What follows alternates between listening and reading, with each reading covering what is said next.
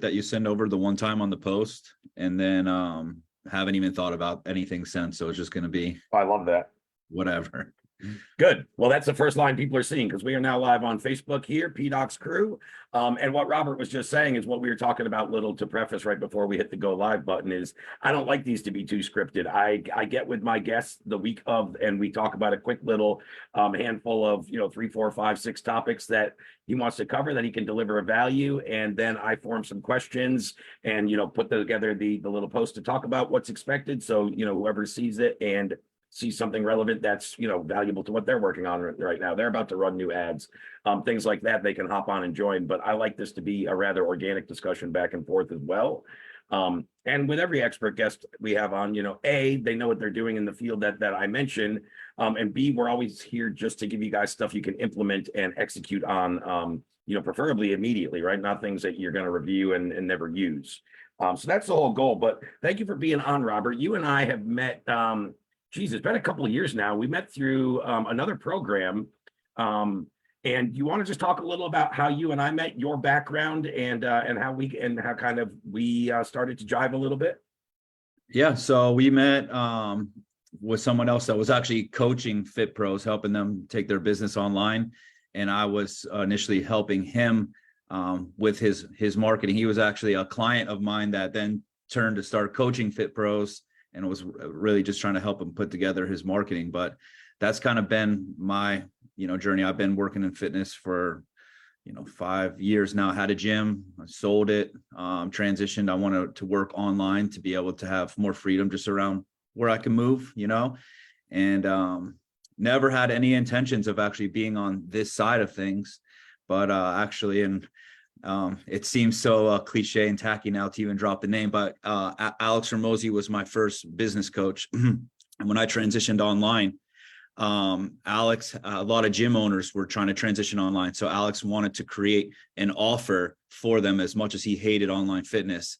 And he approached me to help him create an offer that he had an idea that he didn't think anyone could pull off, that if anyone could, he thought I was very good. I've scaled my gym pretty quickly. And ultimately, that's how I ended up on this side. We crushed it together, and people started just being like, who is this guy? And so he kind of put me on the map, and people started coming to me asking them for help. And I just really started helping my friends with their marketing. And then ultimately it's led me here to where I am today. I work with, a handful of online fit pros, really big accounts now for, big as it pertains to this industry. And ultimately here we are. Short version.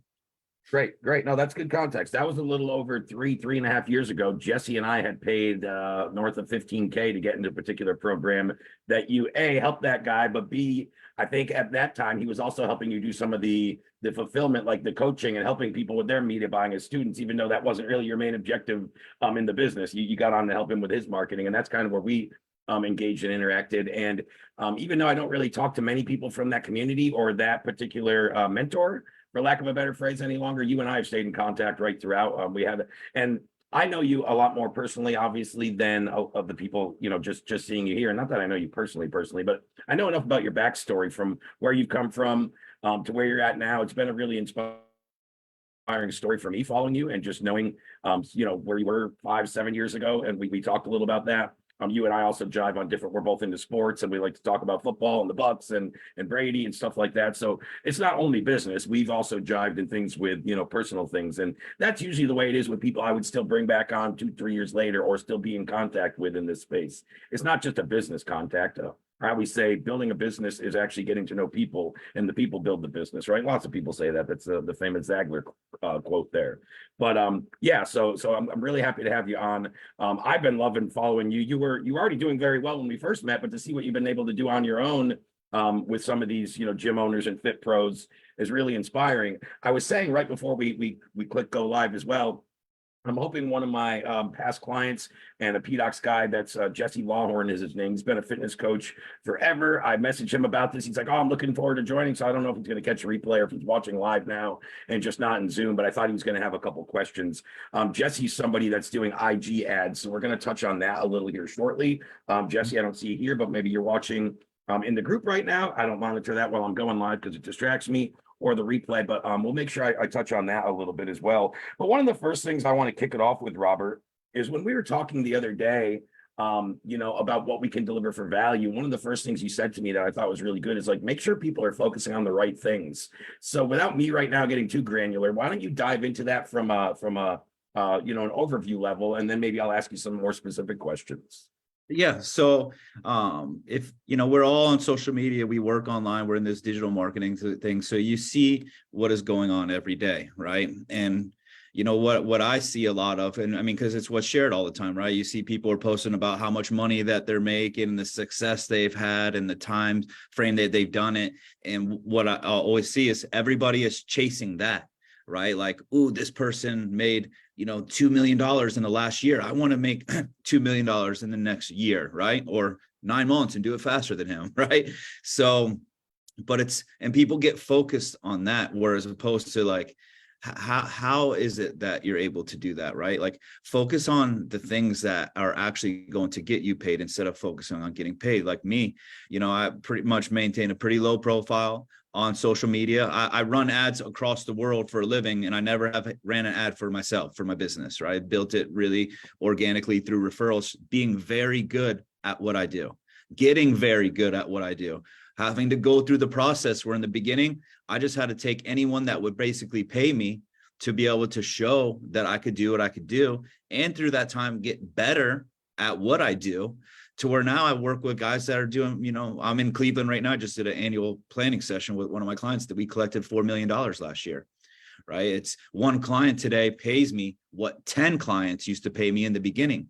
But like, I had to earn that. Like, I had to keep getting better at what I did. I didn't focus on making money.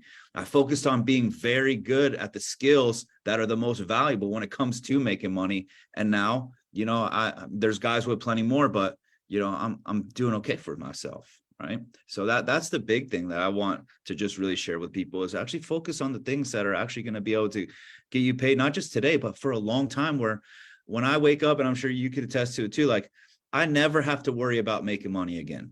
Like, I have some of the two of the most valuable skills on the planet. I'm always going to get paid. Yep.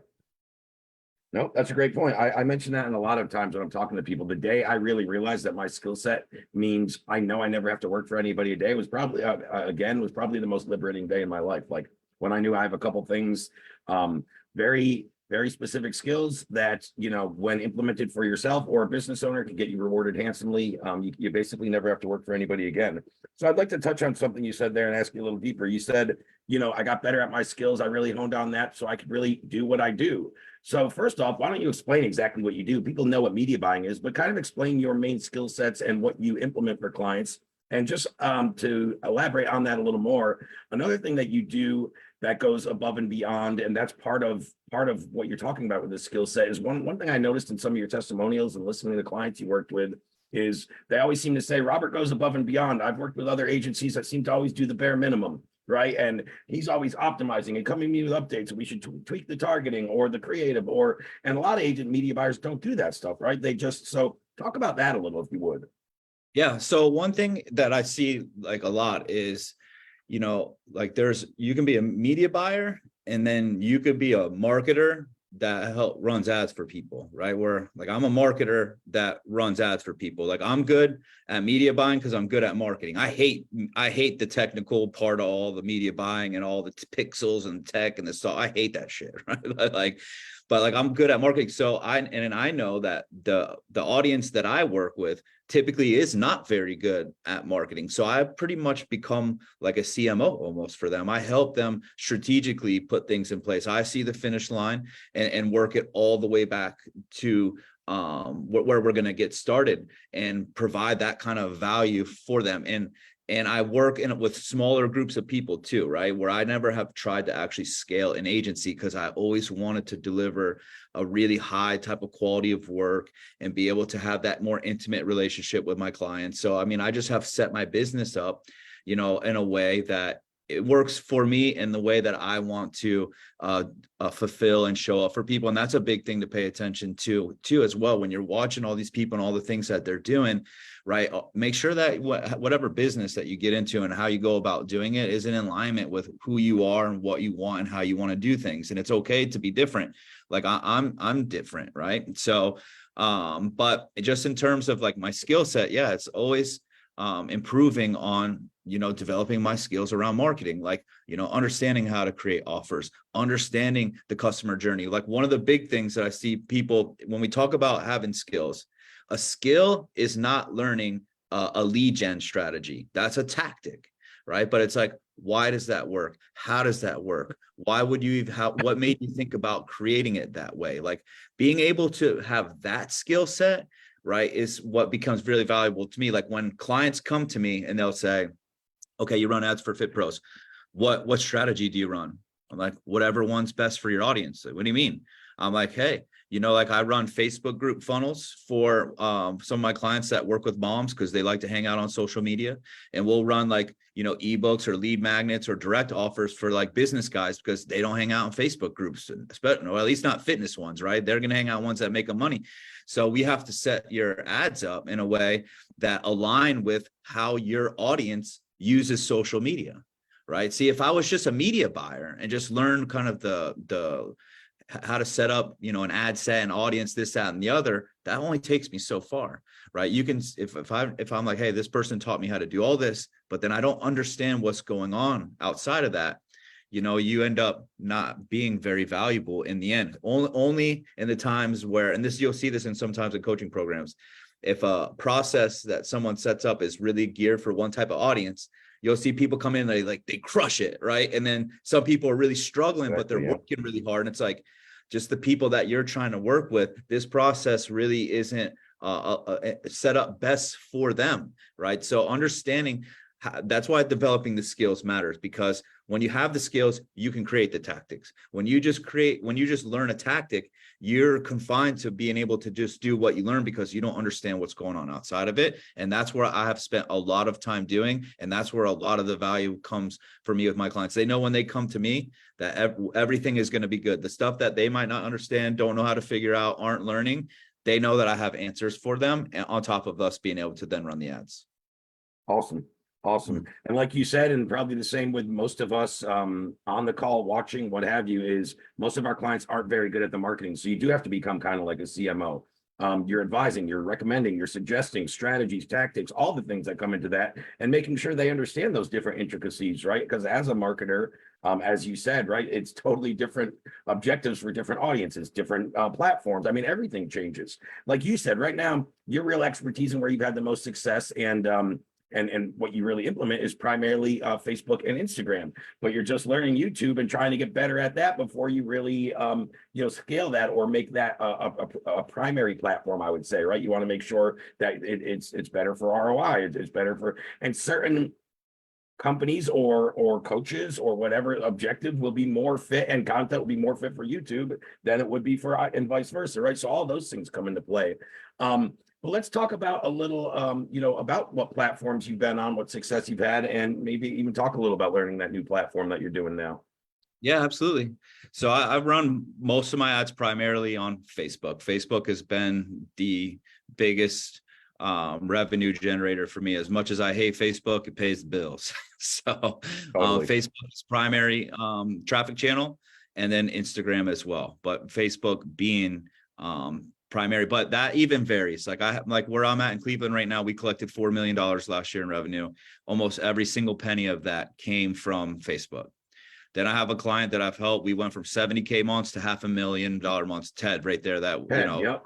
That's Fit Responder, where Ted, we've had generated almost half and half, right? Where Instagram just really popped for them. Like they just both worked, right? Where with Strong Mom, we didn't even really work on it that much at all. We're starting to tap into it this year, but Facebook was our primary revenue generator. So, and even understanding that and knowing where to go and where not to go and when to go, it becomes really valuable to people. But those are the two traffic channels that I really have made my living on.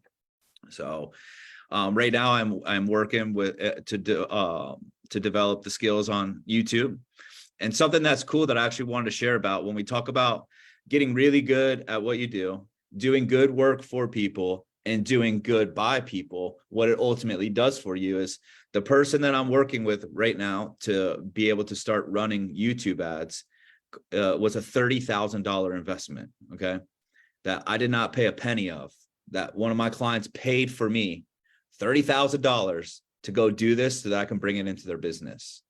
Like that, I mean, and that only happens. I mean, you got to be good at what you do, right? They got to find you valuable, but then how you treat people and how you interact in that relationship with you, building those two things end up doing things for you. I mean, that what he paid for me to do in the end is, can make me countless money that I didn't even have to invest a penny into being able to do. But that's what I'm working on right now is YouTube, because it's for as the brands grow and you want to become more omnipresent, you want to start to open up more traffic channels. YouTube is the one that makes the most sense right now moving forward. So that's what we're working on.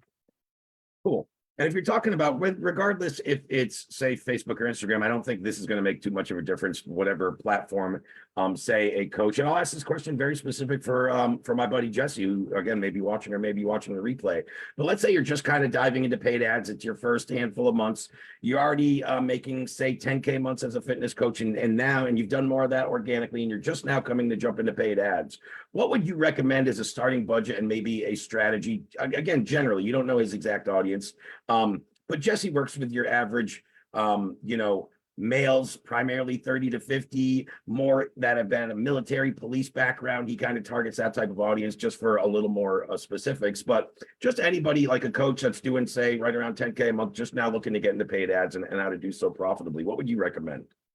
Yes. So first thing that I would recommend is that you choose one traffic channel to start and you only focus on one. Okay. Getting one to work is hard enough, right? That's right. Another thing, it's not easy. Facebook 5 years ago, advertising, and Facebook today are very different. There was a time where you didn't have to be that good and you can make money. Now you have to be good if you want to make money, especially the second you set up a new ad account. Facebook going to charge you more money to put your ads on the platform and basically make you earn your keep, right? So in the back in the day, when I first got started, Facebook wanted everyone to make money. It was like the algorithm put you in front of like all the home runs. Now it's like the opposite, right? So that leads me into the next thing is, don't go into this thing and start running ads until you know you can lose the money, that you can lose the money and be okay, right? And it's for a number of reasons. It's harder to get started now. You're taking a risk. You need to be able to be okay with both outcomes, that, hey, we hit and this is going good and it's going well and we're making progress, and we miss right now. It's costing us more. I tell you, here's a perfect example for someone that's been doing this as long as I have. On YouTube right now, we invested $30,000 and we're burning through cash every month right now, working on getting this thing optimized. We're running a VSL. Like, you have to be really, really good on YouTube to get it to crack. Once you do, you could do really well, but getting there costs money. We had to be willing to lose money. We're losing some money right now, but we're gaining the learning experience and everything that we need to know that eventually we're going to hit, and it will all sort itself out, right? If you're going to start running ads, be prepared that you can lose out, right? So beyond one traffic channel, talking to someone that's going to help you, set up your ads in a way that gives you the best chance to win, right? Like I was talking about, if you're working with guys like military guys, cop, like, you're going to want to maybe obviously set up your ads and your lead gen strategy differently than a stay-at-home mom, because they use social media differently. So you need to make sure that you're set up in the best way to win and still be okay if you don't right away, right? So don't go into a situation where it's like, man, if I lose this $5,000, I'm screwed. Like, because you're going to act desperately. You're going to make rash decisions. You're going to probably break things that aren't broke. You're going to mess up things that are working. And it's going to be really, really tough go. It's going to be like, hey, I have $5,000. I'm just using that as a random number. If I lose it, I know I'm going to learn a lot of valuable information that I need to where when I got the next $5,000, we're going to get somewhere with it, right? So you have to go into it with the right mentality. In terms of your budget, right? Budget, I always tell guys, look, just use this as a starting number. Whatever you charge for your program, say you charge $2,500, okay, for one program. Don't go on to Facebook and say, I'm going to spend $1,500 this month, which is, 60% less than it costs for one of my programs, and expect to be making money on this thing, right? If you can't invest at least what one of your coaching programs cost you, don't even go on to, don't start yet. Right? Because then it gives you the number to work off of. Hey, my program costs $3,000. We invested $3,000. man, we got $3,000 back. At least we broke even, whatever it is that we're working off of. Like, I invested one sale, I got one sale. I like to work off of data and numbers and always attach something like I invested a sale, I got a sale, right? Not, hey, I'm investing a third of one sale and I want to get rich on this thing, which I see from people all the time, right? Hey, I'm charging $4,000 for my program. I want to spend $30 a day on ads. I'm not going to get very far. So that being something that you pay attention to. So budget, if you can't spend what it costs for one program, don't do it. If you can't lose the money that you're going to put up there, don't start, right? Save until you can lose it. And look, no, we don't want to lose it. I don't want you to lose it. Hopefully you don't, but there's a chance that you will, right? And then another thing that I would suggest too is, for as much as I run ads for people, if you're making 10K a month, and I see way too many fit pros do this, do not go hire someone to run your ads for you. You can learn basic skills around how to run Facebook ads that you can get your own ads up and going and generating leads for you and generating revenue for you before you go try to hire a media buyer. Honestly, I would tell guys now that until you're at least like 50K a month, don't even look at hiring a media buyer, because you could spend 45 minutes or less a day on your ads, which is not a lot of time, for a high return, and do it yourself. So learn how to do it. Don't hire an agency. Have at least a one sale worth of budget. Be willing to lose it. Speak to someone that has done this in this type of area, that can, when you go to run for your audience, and make sure that your lead gen strategy that you're using can actually be effective. Those being the big ones that I would really focus on. Awesome. No, those were great. Those were great. I think the biggest one there is, if you're not willing to invest what at least one of your high flagship programs costs, your high ticket programs cost, don't start yet, right? That's a great kind of general prerequisite, right? There's obviously circumstances that can go around that, right? But generally speaking, I would agree with that. I love the Master One platform because my expertise is much more organic, copy, messaging, outreach, Facebook groups, that kind of stuff. And even there, I always say, get good at one platform, because it's going to be a little different on LinkedIn than Facebook, Instagram. Like, get solid on one. People are like, well, I should start my LinkedIn and my DM and I'm like, you're going to start all those before you're even converting on one, or you know what I mean? And same thing with ads, right? People are like, well, I'm going to run IG and Facebook and YouTube. It's like, why are you going to do all that? And you haven't even done one good yet. You know what I mean? Because they have different intricacies, all built in. Don't hire a guy to do your ads. So the good thing is, Jesse, I asked this question on your behalf and Robert kind of answered very specific. Good thing about you, Jesse, is I know, number one, you have invested in yourself in small little 97, 147, whatever it is. And I know you bought high ticket stuff too, if you're watching, but you are learning your ads yourself. In this case, Jesse has done a lot of the research. He knows his audience. He knows his angles really good. One thing I've noticed, and I'd like you to speak to this because you would know better than me. I've worked with a handful of fitness coaches, 10 or 20, nothing crazy, right? I work with a lot of high ticket service providers. We don't specialize in fitness coaches. I've had more come in my programs, but 5 or 10, I kept a good relationship and that worked with me in a high ticket capacity. And one thing I've noticed with those guys, generally speaking, is they way overthink their offer and all the science that goes into it. And they think that's part of their pitch and their stuff, when it really is going, I think you could speak to this, but that's going over your audience's head and is causing more confusion than clarity or than intrigue to move forward in the process, right? So talk to me a little about what you've seen, maybe pertinent to like fit pros crafting their offers. I think that comes because they really overthink it from what I've seen. Have you seen a lot of that? Yeah, and just not even taking the time to understand an offer. A lot of times fit pros, you say, what is your offer? And they're like, we do 4 workouts a week, we have a meal plan, and we have accountability. And it's like, okay, that's how you fulfill your offer. That's like, deliverables, yeah. What are you offering someone, right? Like, so like really understanding what an offer is. And not to give anyone their shout outs, but I mean, there's a book, $100 Million Offers. Go read it. It's really good. They'll, step by step teach you how to make an offer. So like, and I tell people all the time, actually, speaking of, is like, hey, if you get your offer, your audience, and your messaging right, 85% of the work is done. If you don't get those right, obviously, if it's 85% of the work, we're in trouble, right? So doesn't matter how much money you're spending if you don't have those things right. Yeah. And then how you communicate with the market is, sometimes I think with a lot of fit pros, especially it's a very ego driven, proud type of audience that you're working with and there's just so many of you guys out there, right? That you want to sound smart to people because they're seeing 50 other things from fit pros in that day. So I need to be the smartest fit pro. and you're using language that people just do not care about. Look, I'm in the fitness industry. I don't care about some of the stuff I see. I see fit pros posting on my thing all day. And I always say the same thing. You guys are so boring, man. Just so boring, right? The client I'm here with right now, we did 4 million last year. She barely even posts anything in the gym, working out, anything. It's all lifestyle stuff, right? Knowing what your audience wants. They don't want to lose 20 pounds. They want to lose 20 pounds because of what they believe 20 pounds is going to do for them. And that's where you start to create your offer. Like, I'm going to offer you that, the benefits of doing whatever it is that you're thinking about, right? Hey, when I was 20 pounds lighter is when my husband was the most attractive to me, to where I believe, right, the philosophical belief, if I lose the 20 pounds, he's going to be more attracted to me again. Our sex life is going to improve. Right. We're running a VSL right now with the hook that says, build the body that you want, build the body that looks so good that you want to keep the lights on at night, or lights on when you go to bed, or something like that. Yeah. Because one of the women's biggest insecurities is they go to sleep at night with their partners. And even if they do have sex, they want the lights off because they are insecure about how they look. That is a deep emotional type of insecurity that they have. So that is literally the hook on our VSL right now. And we were testing different hooks, and it just started crushing because women want that. They don't want a meal plan.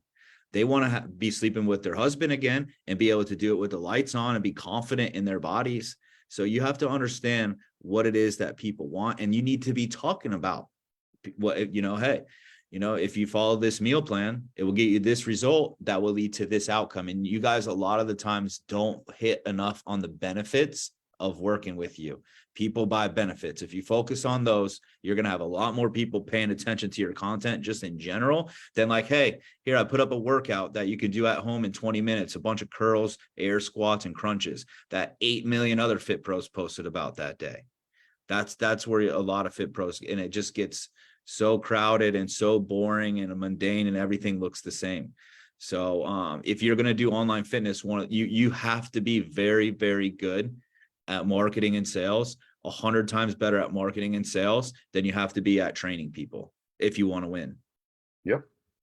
No, that's great. That's great. I mean, and tying back into the offer, that's what that's another area of expertise. And with all of my high ticket clients and PDOCS over the years, I've taken every one of them and done a one-on-one offer creation session. I've crafted over 250 high ticket offers, and they've sold over 80% in the marketplace. So I've had pretty good success. And I always start with the offer on the outcome, the transformation, and the results, and then work back from there, right? I don't start with the deliverables or the features, back to features versus benefits, right? One is more of a deliverable, one is more of an outcome or a transformation. And what's bigger in terms of importance to your market? It's the latter, right? It's the outcome. It's what you talked about.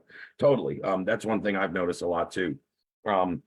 Yeah, you did mention a very good book. I have read said book, and so have many other people. Also, anybody looking to like create their own offer, if they don't want to read a whole book, I did like an hour-long offer masterclass about a year ago that I could be happy to send to anybody. If you just comment offer masterclass, should give anybody within 1 hour. And there's even the templates and the resources, A, the skill set, but B, the framework on how to craft a good high ticket offer based on somebody who's done it over 250 times. So happy to help people with that if that is beneficial. But I would agree with damn near everything you said. And that's one of the same things I noticed. I just noticed it more prevalent in the fitness world than I did with business coaches or wealth coaches or, things along those lines. So that's why I thought it was cool to bring up.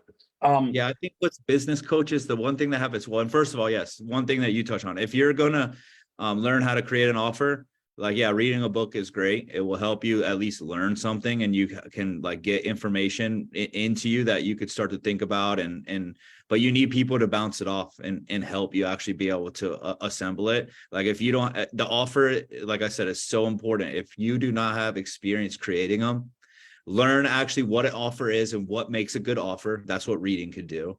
And then have someone help you build it for sure. So, but the one thing that's different with fitness than business is sometimes, and not to make it sound like, easy or anything, but like business can be simple at times. Like there's two primary things that business care about when you're working on their businesses: time and money, right? How can you save me time and I make more money, right? Like we could focus on that. When you're doing fitness, like what you're trying to sell to people is different, and what motivates them and drives them is different, right? So you actually have to get very good around marketing to be able to do it, because like, yeah, my job is simple. I can go to someone and say, hey, when you work with me, you never have to even step foot in ads manager again. You don't even have to look at it. I'll send you over the data and I could help you increase your revenue tenfold. Okay, great. You know what I mean? That's it. You know, fitness is different.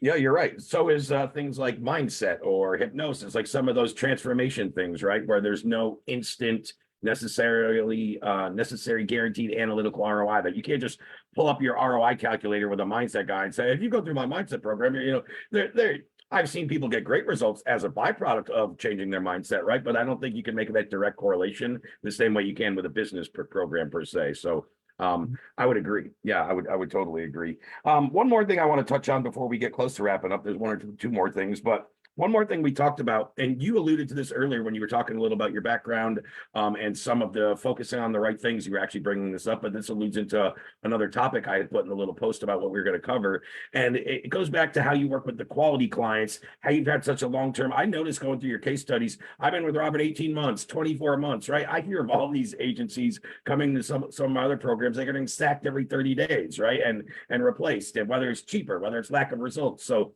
talk a little about how you're attracting the quality people you want to work with, and you already talked a little about, you know, your model is more working, you know, better working relationships and less clients, and still have the time to deliver the top results and still have time for your life, right? Because you could do what you're doing and take on more clients, but you're not going to ever live or breathe. You know what I mean? You're going to be sitting in front of your computer all day.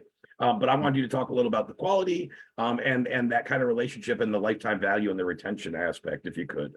Yeah. So quality is always going to be tied to getting good, right? Like if you're not good, the people that are, you don't get to end up working with the people that are good. When you work with people that are good, they hang around other people that are good, and then they tell them about you. So that's part of becoming a good marketer. I know the industry that I'm in, that especially working with fit pros, it's a community, right? If I insert myself into the community and I do good work, and then I just incentivize my clients to go and link me with other people, right? My business grows. So that's how I grew my business. So you have to do good work. That's why I was saying you have to develop the skill. If you develop the skill, right, you will be good. In developing the skill, sometimes you have to start out with, I had royal pain in the ass clients that were so hard to deal with. The most egotistical, low business skill people that do not listen, even though they're drowning, is where I started. But all that did was motivate me, like, I have to get really, really good at this. So I have to even help these guys win, right, to a degree, develop my skill sets, and then continue to move forward, right? And then at the same time, like that, where I'm at right now, I keep bringing them up. We did 4 million last year. I've been with them since they were at 0, right? They're like my first client. They were gym owners. They didn't even have an online training business. I saw that one. Show them that week. I have started with them from 0 and went all the way here. So when people see the results, right? I hired a guy that's going to help me consult on something that I need some help with. Never even met him before, but I'm in this group, and all I see is everyone saying, this guy helped me do it. This, the thing that I need some help with. And I just hired him.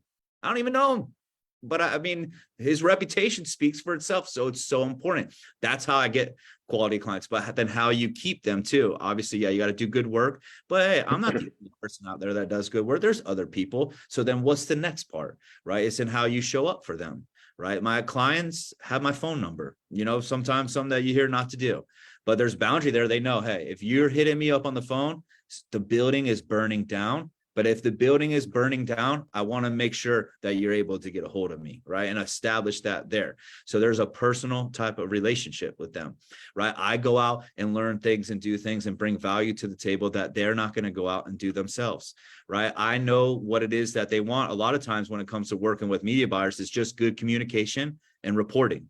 I give them that, right? When my clients hit certain benchmarks, I celebrate them. I send them awards, right? This basic stuff.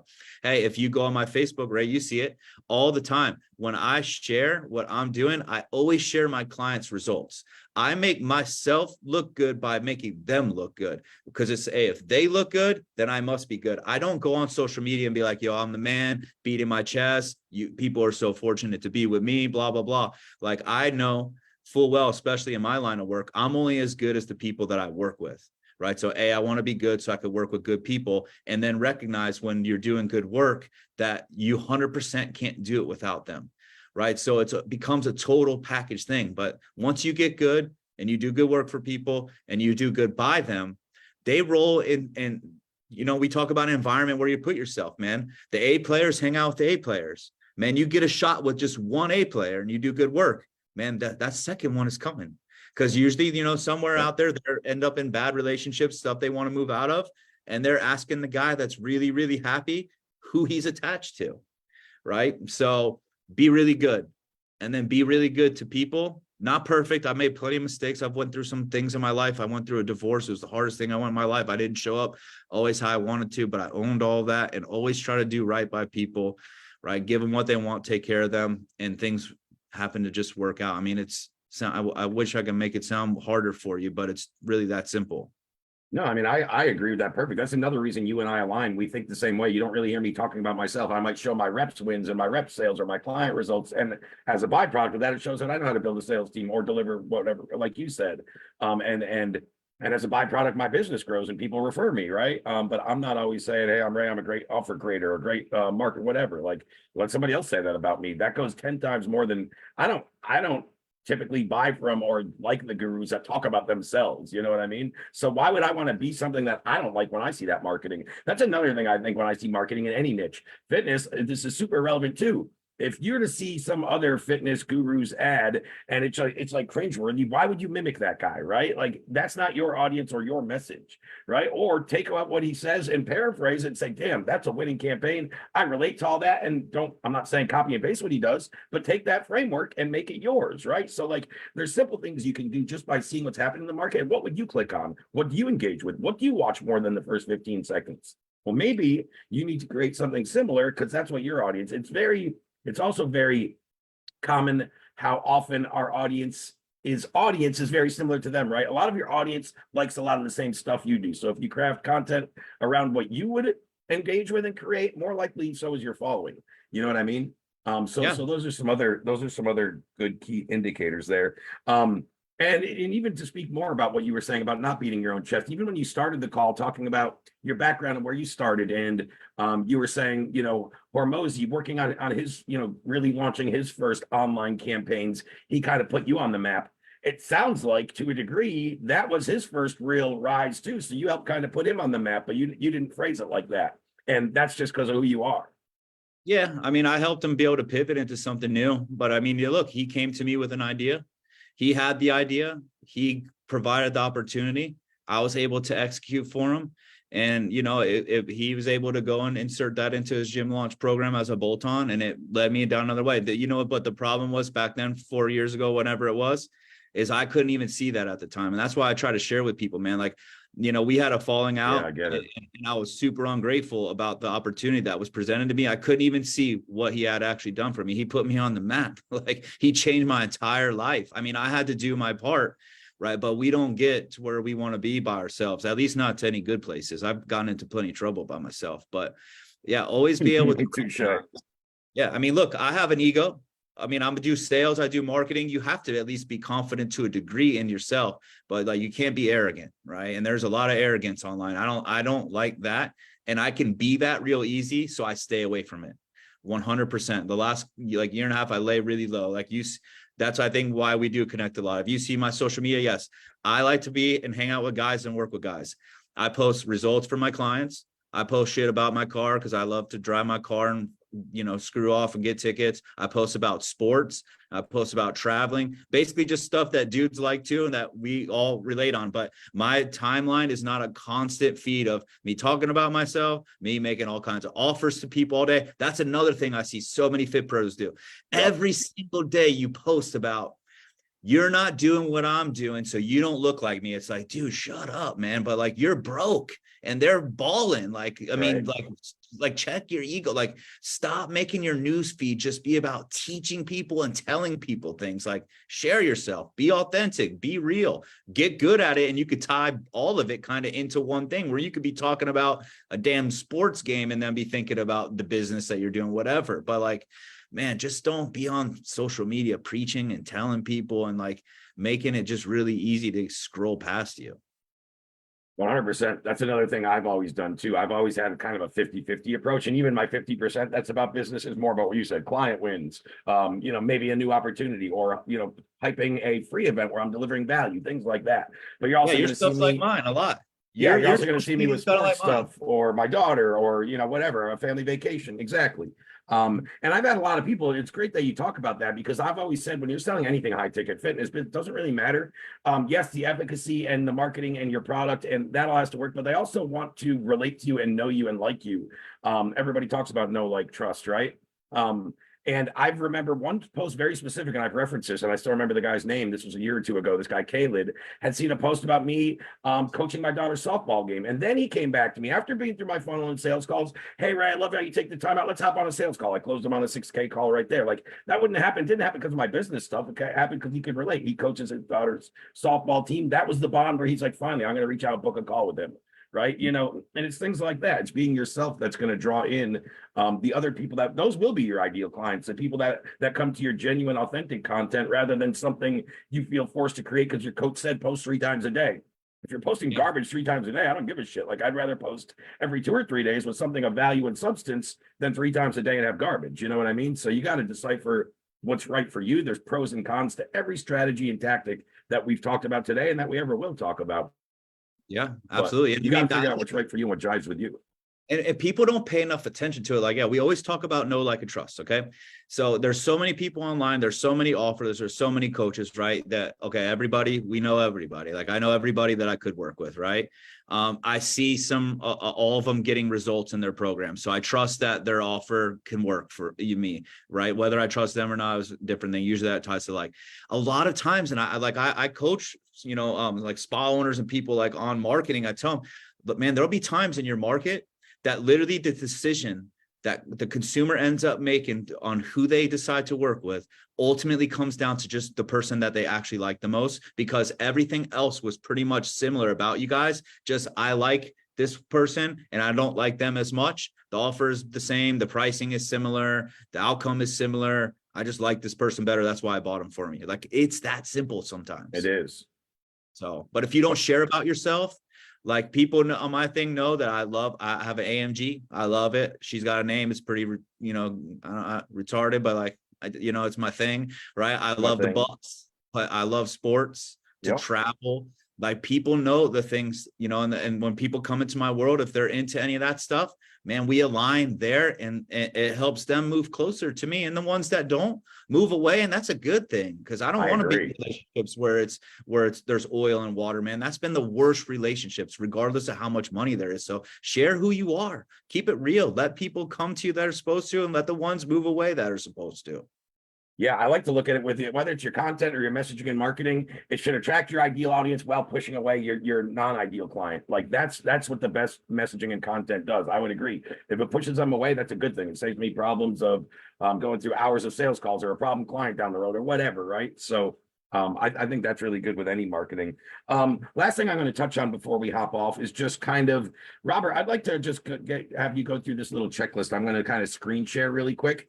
And anybody that might be watching that's in my client acquisition method $50 a week flagship program at PDOCS has access to this. But this is just one lesson of curriculum within our content regarding media buying and what we give people in terms of understanding the tactics and the strategy.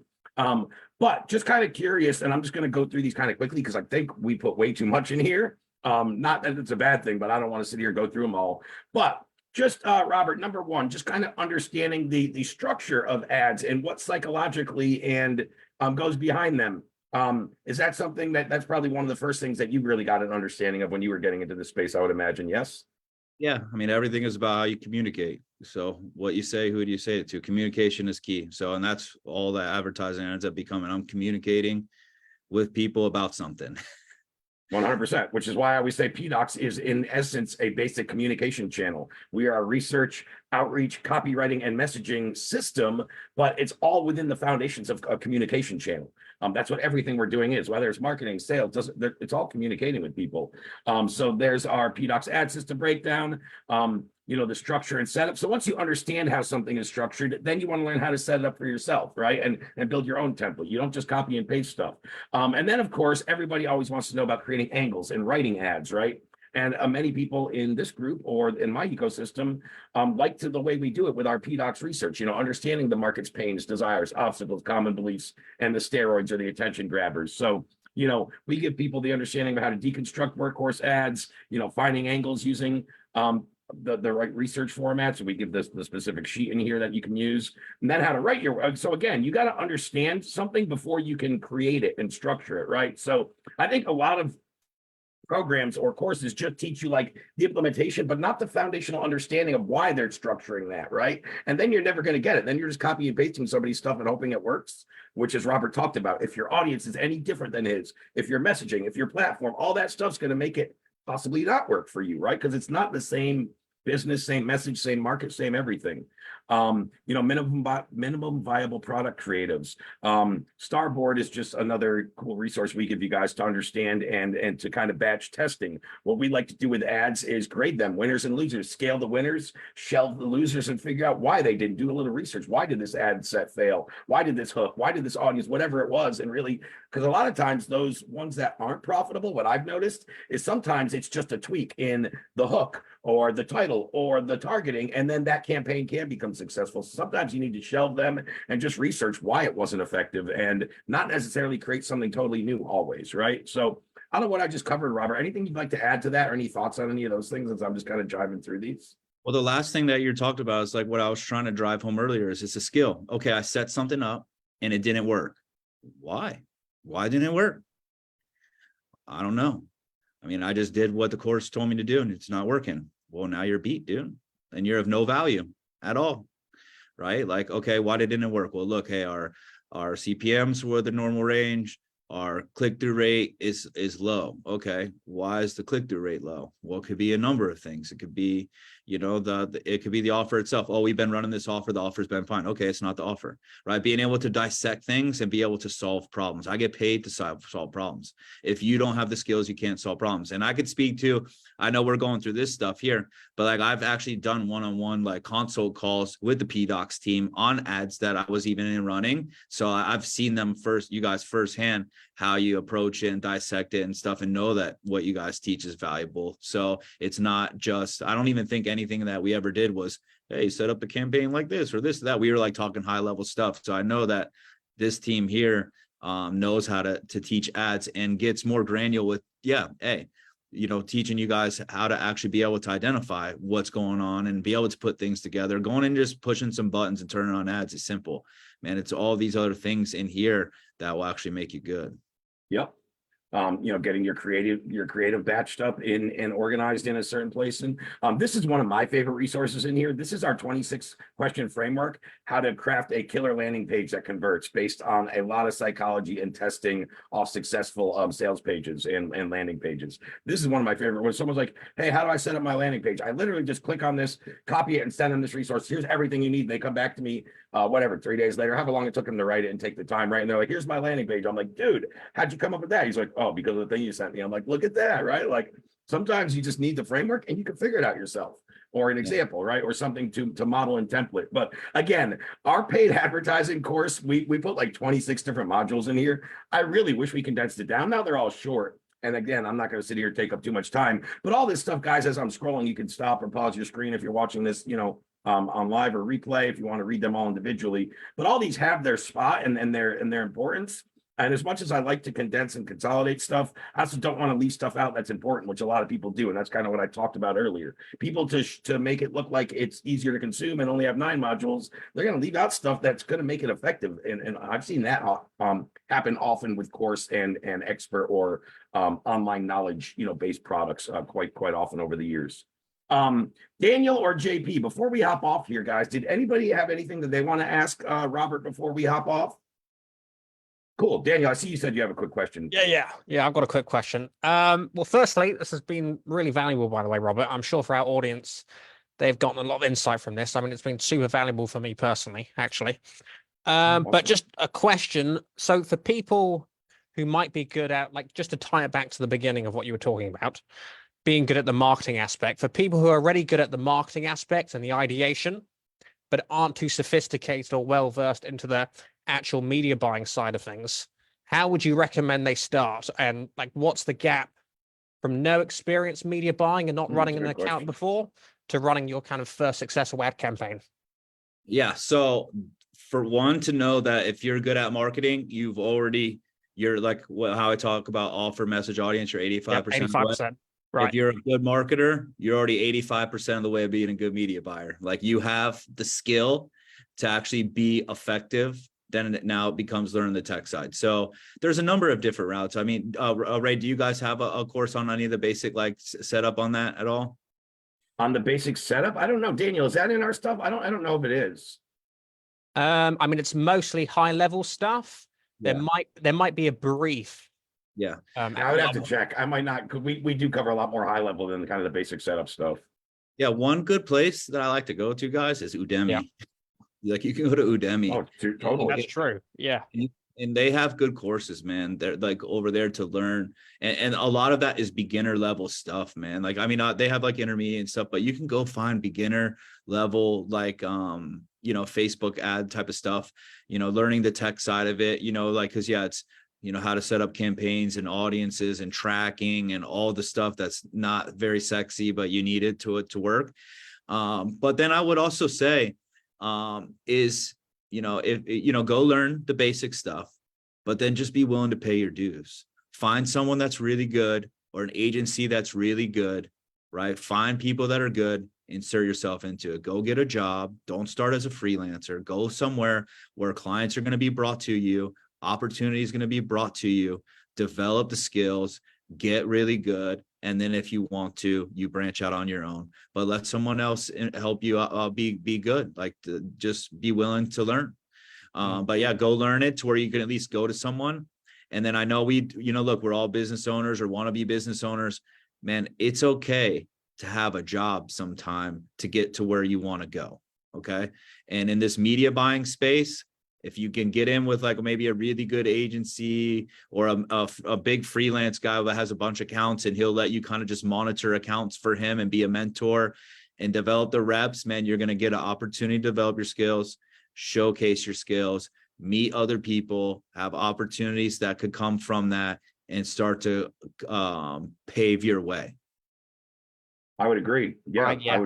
I would fully agree. For 2 years, as I was transitioning online, I was still working my full-time day job and taking courses, reading books, all that stuff, getting better at the skill till I felt confident that I could make a living off that. And then even before I got into my own businesses and PDOCS and what you guys know me for, I started it for the first 3 to 6 months on a large high-ticket sales team for one of the biggest digital consultancies out there at the time, doing 20 million plus a year in revenue. And I learned a lot there, and that's where I have crafted skill. And what I had the luxury to do for that company is sit for 8 hours a day in my job and just assess solopreneurs and online businesses and small enterprises and really find all the gaps in their sales and marketing systems. So like doing that 8 hours a day for 3 to 6 months, how good I got at just assessing businesses and marketing and sales systems. And then I realized I could do this for other people. I can solve this problem. Why do I need to work for this company? And how I could probably do it for a fraction of the price they do at a higher quality, because I felt I could dedicate more of the values that you talked about, right? What you were talking about in terms of that whole retaining clients, the relationship, the likability, all those things come back to exactly what we were just talking about, and just treating people right and embedding your core values into your content, your business, your messaging, like things that are never going to change about me, whether you like it or not. And if you're watching and you're in my group, I'm guessing you kind of like it, but I'm always going to be unfiltered and tell it like it is. I'm always going to be transparent. I'm always going to operate in the best interest of the prospect or the client and not myself. I'm always going to do things with no expectation of return. Like, those are embedded in everything I do, my marketing, my messaging, how I show up. And eventually that starts to rub off and exude out to your audience, right? So I think all those things really tie back into, what we were talking about a lot today. Yeah. And one thing just to build off that real quick, we talked about what to do. Look, having jobs or a job is a good place to go develop the skill around the thing that you do. Running a business is different. We talk about it. Like, once you become the business owner, you have to do all the other things, where a job allows you just to focus on getting good at the one thing. But so we talked about what to do. I want to just share one thing, because I'm in different masterminds and like I'm around all kinds of media buyers and people learning how to do it. And this is one thing that I would encourage you not to do that I see that really bothers me. Okay. When you run ads for people, you are taking someone's money, right? And typically I have clients that pay me $10,000 a month, some less, right? But it's a significant amount of money.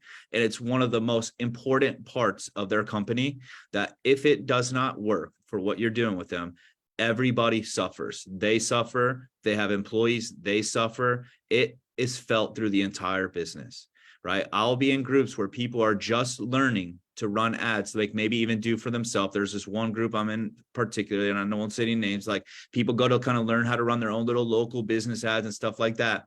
And then a month later, I see them in there saying, "Ooh, hey, look, I took on a client, guys. Has anyone ever done this, or this? Can y'all tell me how I would set up these ads?" And it pisses me off so bad. A, it makes my job more difficult because I get tied into that. But B, you don't even know what you're doing. And you're asking people to pay you thousands of dollars. And then you're coming into a group of people that don't know what they're doing and asking them for help on how to do the most valuable part of someone's business for them. Don't be that guy. Like when we talk about building relationships and people being able to trust you and stuff like that, if you want to be that person, you have to do it the right way, right? You only get one shot on how you're going to go about starting this. Don't start by taking people's money and telling them you can do something when you can't, right? Be honest with yourself, be honest with them, get good at it. And I promise you'll never have to worry about money again. But if you do the other, right, you're going to burn a lot of bridges fast, man. And and you're going to hurt people. Like really, I know might not see it, but you're going to take money out of people's pockets and affect their ability for some of them to be able to take care of their family. That's how you have to approach this if you want to do this type of thing right here, media buying. It's that important, how a significant part of someone's business. Awesome. Good roundup. Last thing I'm going to say for anybody watching that is a fitness coach, one of my tips always, especially if you're doing things organically and trying to use Facebook or Facebook groups, one of the hardest places to sell fitness is in fitness groups, especially a fitness group that isn't run by you and not owned by you, because all you're going up against is constant competition. So if you're trying to use Facebook groups, number one, grow your own community and put your offers and your content there rather than other people's would be my first thing. And number two, use secondary and alternate groups if you're going to use groups and not niche specific, because it's very hard. So that's just a tip that I've noticed after working with, a dozen or so fitness coaches, primarily at the organic level, as I saw them trying to go into other people's fitness groups and prospect and sell fitness. And that's like the hardest road. I would not recommend it. Robert, man, it was great having you, catching up. You and I will be in touch regardless. I got to cut it short here. I'm 1 minute late to my next call already. We ran a little over, but I had a blast. Thanks for coming on, and we'll be in touch soon. Thanks for having me, guys. Appreciate it. Talk to you soon. We appreciate you, buddy. No problem. Great seeing your success too, man. Thanks, dude. Talk to you soon.